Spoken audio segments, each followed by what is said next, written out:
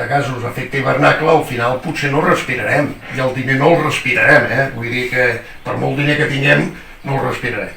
Per tant, el model és el que s'ha d'anar a trencar, a fer un canvi de model. Però com es fa aquest canvi? Esclar, aquí hi ha l'altre problema, com es fa aquest canvi? Jo no he sentit foros i debats que em diguin a nivell global com s'ha de fer aquest canvi.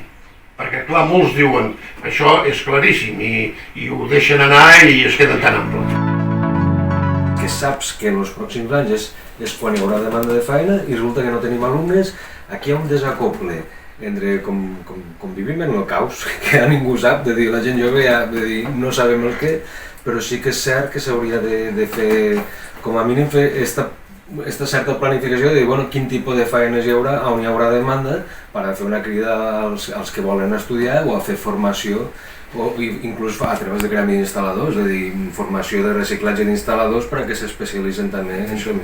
Aquesta reflexió, aquesta presa de consciència de responsabilitat de quines són les nostres necessitats i passar a l'acció individual i col·lectivament sabent que no estem sols.